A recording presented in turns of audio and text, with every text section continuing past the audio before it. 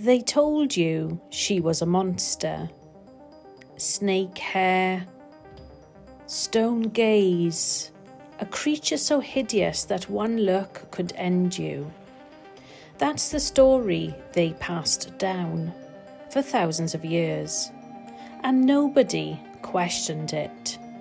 But here's what I want to ask you today. What if the monster was never the monster?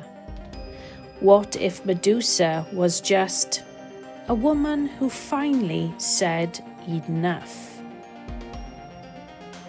Before the snakes, before the exile, before Perseus, there was a girl. Her name was Medusa. And if I'm honest, her life started the way many women's lives start, in service to something greater than herself.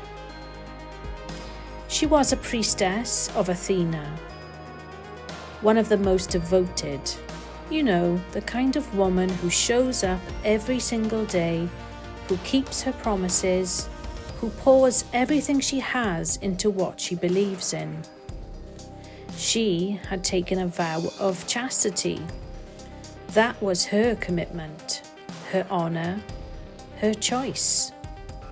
And in the ancient world, that meant something. She was protected by that vow, or so she thought. Because one day, Perseus, god of the sea, one of the most powerful beings in existence, walked into Athena's sacred temple. And he did what powerful men have always done when they want something. He took it. Right there in the sacred space where Medusa served, in the place that was supposed to be untouchable. Now, I need you to sit with that for a moment. She was in the safest place she knew. She was doing everything right, and it still happened. Does that sound familiar? I really want you to hear this, okay? The violation of a woman's boundaries in the place she felt most safe. It's not a myth. It is not ancient history. It happens. It has always happened. And what happens next? Well, that's where the story gets cruel. Athena found out, and she was furious. Now, and this is the part they glossed over in school. Athena was furious at Medusa, not Perseus, Medusa. The woman who had been wronged was punished. The man who had done the wronging, he just went back to the sea. No consequences, no exile, nothing.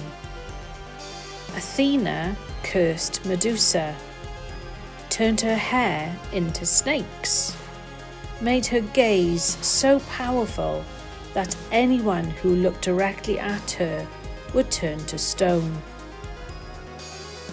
And then she sent her away, to the ages and edges of the world, alone. Now, the official story says that this was punishment, that Medusa had somehow dishonoured the temple, that she deserved what she got. But what if we've been reading that completely wrong? What if Athena wasn't punishing Medusa? What if she was protecting her? Think about it. After what had happened to Medusa in that temple, that was left for her in the world of men, another violation, another powerless moment, another, well, what did you expect? So, what if Athena looked at this woman, this broken, betrayed, brilliant woman, and said, "No more." What if the snakes weren't a curse? What if they were armour? What if the gaze that turned men to stone was never meant to destroy them, but to finally stop them from getting close enough to hurt her again? Like I say, we've been calling it a punishment for so long, but maybe it was the first time in Medusa's life that nobody could touch her without her permission. And the world called that monstrous. Here's what I also want to say, because this is part that matters most. How many times have you been Medusa? How many times have you been the one who was hurt, who set a boundary because of the hurt, and then been called difficult, called too much, or even called bitter? You changed after something happened to you. You got quieter or louder, or you stopped trusting so easily. And somebody, maybe someone who loved you, looked at the new version of you and said, "You've changed. What happened to the old you?" The old you that was easier to be around. The old you that didn't have walls yet. What I want you to understand is this: your gaze, your boundaries, your guardedness, your protection, it's not your flaw. It's your survival. The world will always prefer a woman who is accessible, open, and guarded, because a woman with boundaries is a woman they can't control, and they called that a monster too. Now here's the question nobody ever asks about Medusa. What did she do out there in her exile? She didn't waste away. She didn't beg to come back. She didn't spend her days apologizing for what had been done to her. She built a life at the edges of the world on her own terms, surrounded by the creatures. The creatures, mind you, that nobody else wanted either. Happy days, actually. If you think about it, she was finally free. Perseus was sent to kill her. He was called a hero for it. But Perseus needed a mirror, a polished shield. To even look at her, he could not face her directly, not even with all his armor and weapons and divine help. And doesn't that say everything? The men who called her a monster needed a shield just to get close. They were afraid. She was never the danger.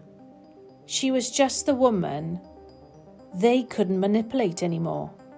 And so they sent someone to silence her. And they called him a hero. And they called her a monster. And we have been repeating that story unquestioned for 3,000 years. So be it, until now. The next time someone calls you too much, too guarded, too powerful, too changed, I want you to remember Medusa, not the monster they invented, the woman who survived, who built a world at the edges, who finally had a gaze that made people think twice. She was never the monster, and neither are you. If this story hit you for you and it made you feel something, please make a comment. Drop that comment below.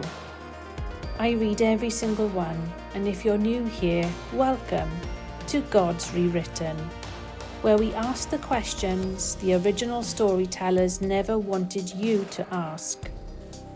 Until next time, take care, stay blessed.